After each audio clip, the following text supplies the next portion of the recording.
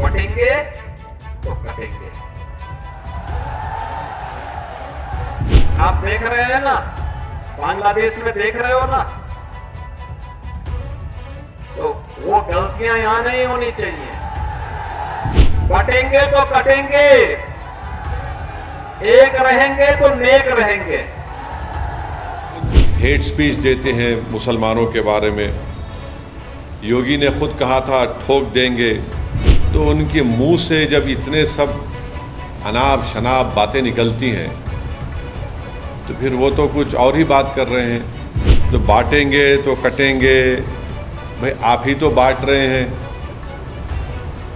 कौन बांट रहा है? आप ही तो बांट रहे हैं। राष्ट्र से बढ़कर के कुछ नहीं हो सकता, कुछ नहीं हो सकता। और राष्ट्र तब सशक्त होगा जब हम एक रहेंगे, नेक रहेंगे, तभी नेक रहेंगे। बटेंगे तो कटेंगे। आप देख रहे हैं ना, बांग्लादेश में देख रहे हो ना, तो वो गलतियां यहां नहीं होनी चाहिए। बटेंगे तो कटेंगे, एक रहेंगे तो नेक रहेंगे, सुरक्षित रहेंगे और समृद्धि की पराकाष्ठा को पहुंचेंगे। हमें विकसित भारत की संकल्पना को साकार करने के लिए कार्य करना है। मैं एक बार फिर से राष्ट्रवीर दुर्गादास राठौर जी के इसी चरणों में कोटि कोटि नमन करते हुए, आज उनकी भव्य प्रतिमा यहां पे लगी है।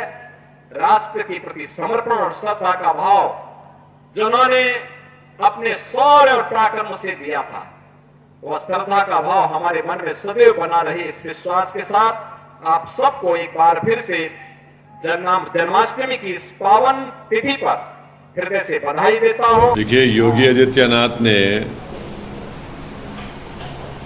खुद वो भारत की बेइज्जती कर रहे हैं, भारत को कंपेयर कर रहे हैं बांग्लादेश से। क्या वो ये कहना चाहते हैं कि भारत में इलेक्शंस रिग होते हैं? क्या वो ये कहना चाहते हैं कि नरेंद्र मोदी की सरकार इनस्टेबल है?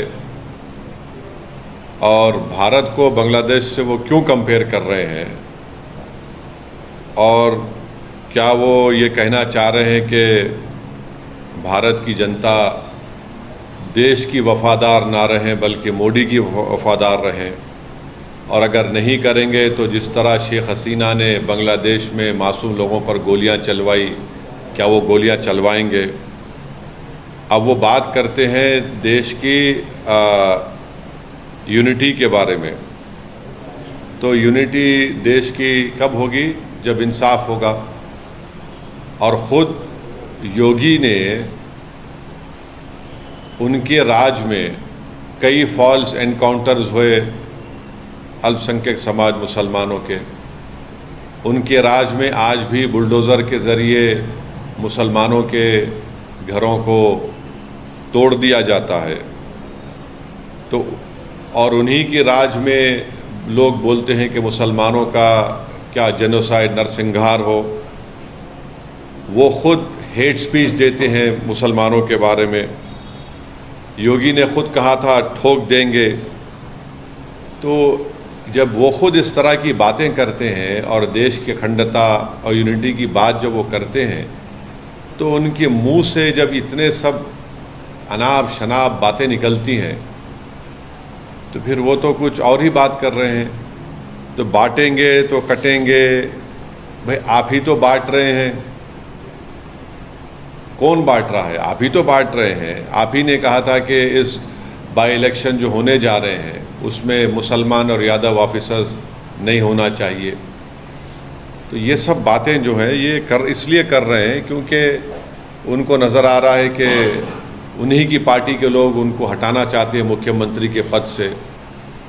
तो शायद वो बीजेपी को कह रहे हैं कि बटेंगे तो कटेंगे।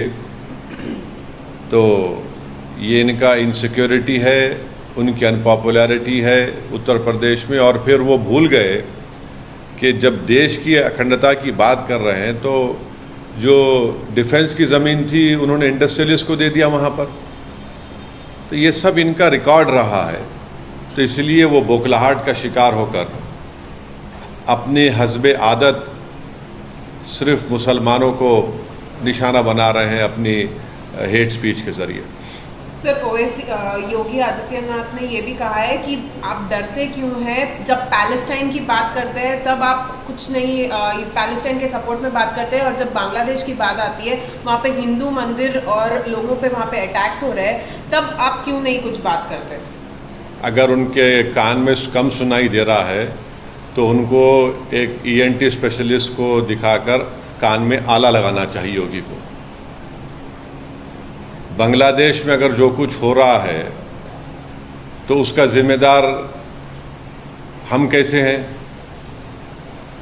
बांग्लादेश में हम तो वहाँ पर हमारा उनसे पुराने ताल्लुक़ात है, हमने इलेक्शन में मदद कर दी थी वहाँ की शेख हसीना की, और बांग्लादेश में जो हिंदुओं पर जुल्म हो रहा है क्या मैंने उसका कंडेम नहीं किया था?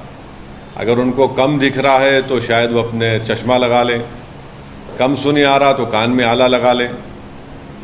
हमने कंडेम किया उसको। रहा सवाल पैलेस्टाइन का, तो पैलेस्टाइन के ताल्लुक़ से महात्मा गांधी ने क्या कहा था, पैलेस्टाइन के बारे में देश के प्रधानमंत्री ने क्या कहा था, पैलेस्टाइन के बारे में मौजूदा फॉरेन मिनिस्टर ने राज्यसभा में उठकर क्या कहा था, वो उसका देख लें।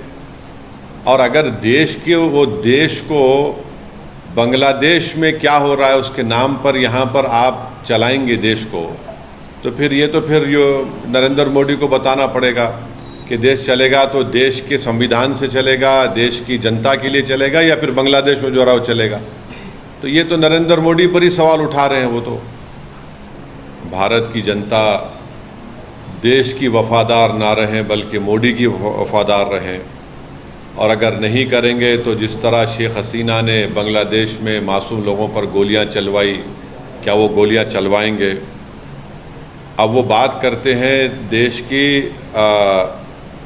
यूनिटी के बारे में, तो यूनिटी देश की कब होगी? जब इंसाफ होगा। और ख़ुद योगी ने उनके राज में कई फॉल्स एनकाउंटर्स हुए अल्पसंख्यक समाज मुसलमानों के। उनके राज में आज भी बुलडोज़र के ज़रिए मुसलमानों के घरों को तोड़ दिया जाता है।